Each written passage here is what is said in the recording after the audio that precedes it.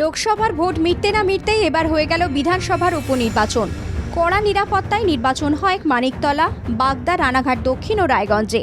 এই 4 আসনে মূলত তৃণমূল কংগ্রেসের সঙ্গে বিজেপির লড়াই। মানিকতলার বিধায়ক সাধন পাণ্ডে প্রয়াত হওয়ায় আসনটি শূন্য হয়। সেই আসনে সাধন পাণ্ডের স্ত্রী সুপ্তি পাণ্ডে তৃণমূল কংগ্রেসের টিকিটে লড়ছেন, আর বিজেপির হয়ে প্রতিদ্বন্দ্বিতা করছেন কল্যাণ চবে। অন্যদিকে রায়গঞ্জে কৃষ্ণ কল্যাণী, রানাঘাট দক্ষিণে মুকুটমণি অধিকারী, বাগদায় বিশ্বজিৎ দাস লোকসভায় লড়ার জন্য তাদের বিধায়ক পদ ছেড়ে দিতে হয়েছে। তাই এই 3টি শূন্য আসন তৈরি হয়। 4 কেন্দ্রের জন্য মোতায়েন করা হয় 70 কোম্পানি কেন্দ্রীয় বাহিনী। বিকেল 5টা পর্যন্ত 4 কেন্দ্রে ভোট পড়ে যথাক্রমে 62.71%। রায়গঞ্জে ভোট পড়ে 67.12%, রানাঘাট দক্ষিণে 65.37%, বাগদায় 65.15% এবং মানিকতলায় ভোট পড়ে 51.39%। কলকাতা উত্তরে অবস্থিত মানিকতলা কেন্দ্রে টান টান লড়াই হয়।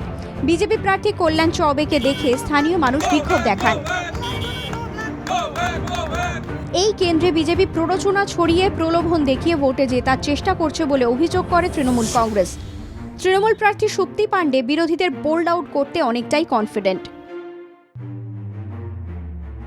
যার স্ত্রী আমি, এতদিন ধরে তার যা কাজের ব্যাপ্তি রয়েছে, তাতে আমার এত ভয় পাবার কিছু নেই যে আমি এত অন্য পদ্ধতি অবলম্বন করে কিছু করব। এটা আমার নিজের সেতে ইচ্ছা নেই।